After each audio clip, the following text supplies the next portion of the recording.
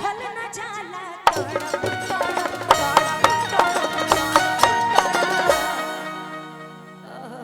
कि दिहला दरदिया सैया दुनो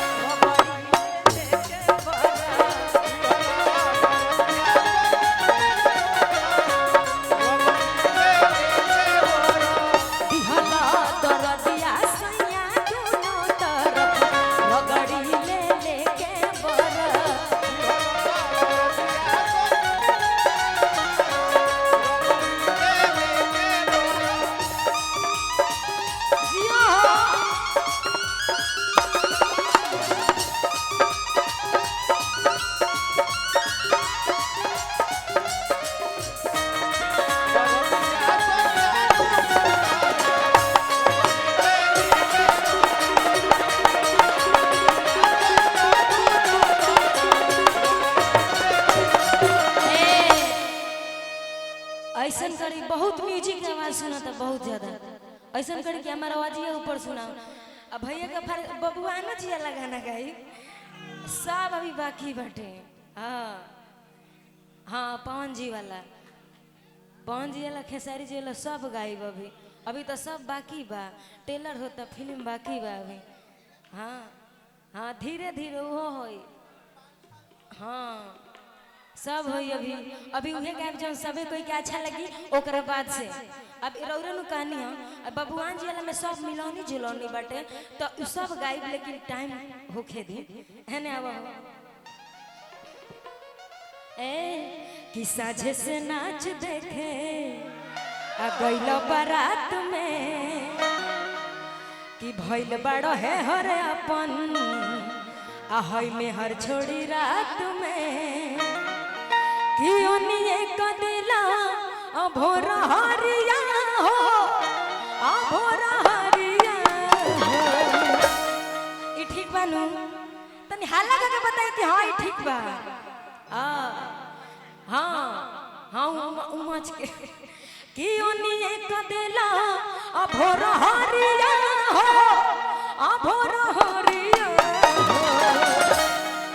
कि कादुनी देख के तू आइला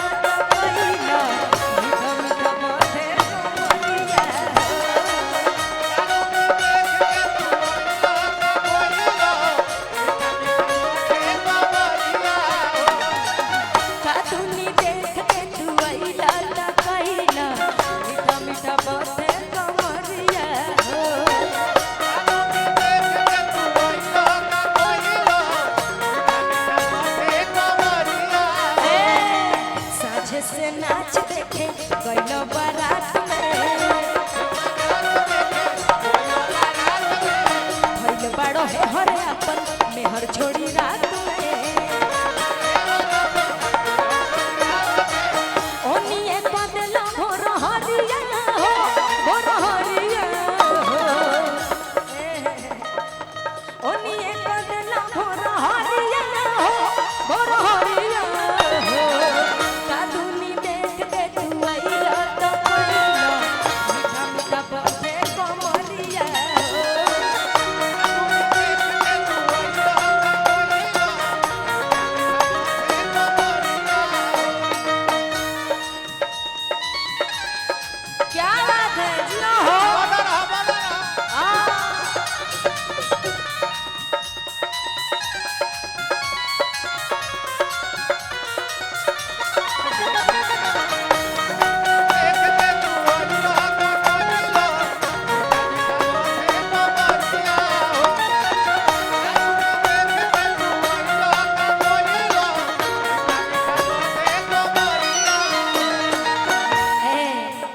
कैसे भाव बटे से हाँ ए तनी होनियो चल जाए मंटन जी तनी होनियो चल जाई रो है ने साइड में चली है ने और कैसे भाव बटे कैसे हो बाड़ो ना होश में मातम तू जोश में लागे ए डिस्पोजल बाबा ना डिस्पोजल बाबा हाँ ये कहे कि बाड़ो ना होश में आरे